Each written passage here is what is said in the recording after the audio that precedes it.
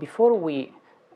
begin the real course with the classes that you are going to watch and study, I want to give you a very general sketch of what I'm trying to do with this course, a general overview of the course. This course is entitled The Birth of Philosophy and the Logic of Becoming. And the reason is that, what I want to do is to explain,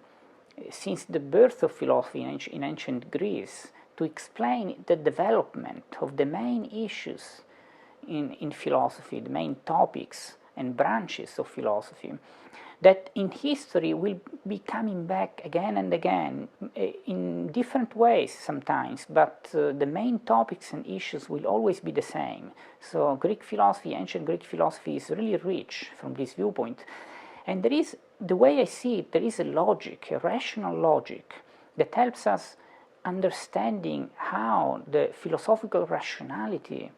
approached and discovered these issues and topics. So what I want to do is, in the first part of this course, I'll explain how this logic, the logic of becoming, determined the very beginning of philosophy and the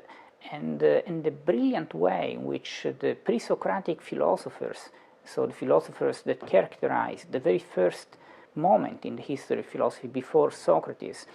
and who were focused mostly on what we would call physics today, or philosophy of nature,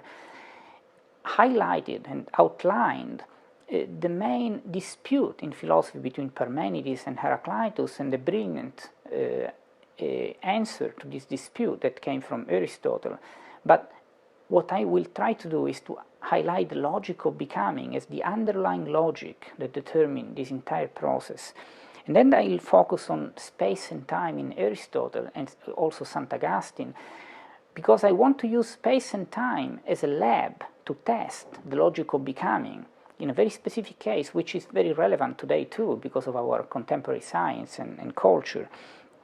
Then I'll do the same thing with the concept of person and the beginning of moral philosophy, with the concept of truth and our knowledge in general, and with the human soul and even the existence of God. I want to approach all these topics the way they've been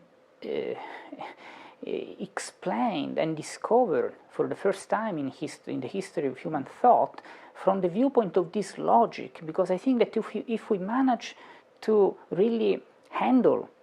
the rationality of this logic, everything in philosophy will become much, much easier.